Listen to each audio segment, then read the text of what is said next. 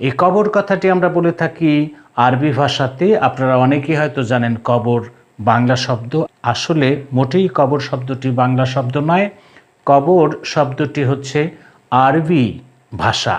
আর এই কবরের গোরস্থান যে ভাষাটি আমরা বলে থাকি, অনেকে আমরা মনে করি যে গোরস্থান বাংলা ভাষা, আসলে গোরস্থানও বাংলা ভাষা নয়।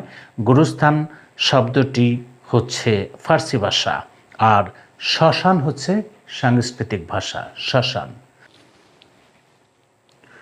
প্রিয় শিক্ষার্থী বন্ধুরা, আসসালামু আলাইকুম।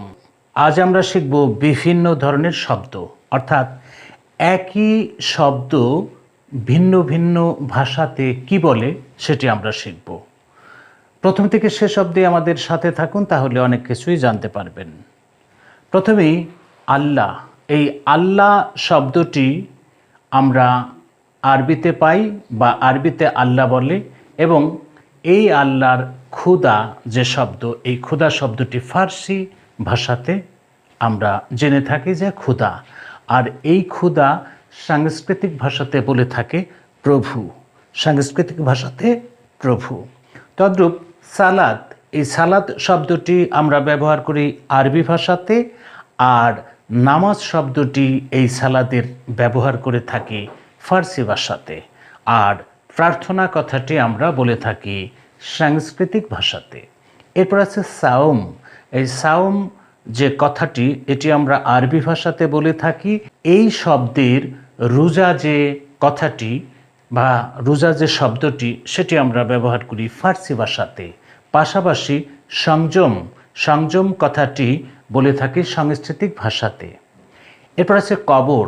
এই কবর কথাটি আমরা বলে থাকি আরবি ভাষাতে। আপনারা অনেকেই হয়তো জানেন কবর বাংলা শব্দ, আসলে মোটেই কবর শব্দটি বাংলা শব্দ নয়। কবর শব্দটি হচ্ছে আরবি ভাষা, আর এই কবরের গোরস্থান যে ভাষাটি আমরা বলে থাকি, অনেকে আমরা মনে করি যে গোরস্থান বাংলা ভাষা, আসলে গোরস্থানও বাংলা ভাষা নয়। গোরস্থান শব্দটি হচ্ছে ফার্সি ভাষা, আর শ্মশান হচ্ছে সাংস্কৃতিক ভাষা, শ্মশান।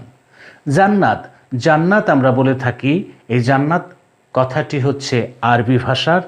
জান্নাতের পাশাপাশি ভেস্ত, এটি আমরা বাংলা মনে করে থাকি। এই ভেস্ত শব্দটি হচ্ছে ফার্সি ভাষা, আর স্বর্গ যে শব্দ বা কথাটি আছে, এটি হচ্ছে সাংস্কৃতিক ভাষা।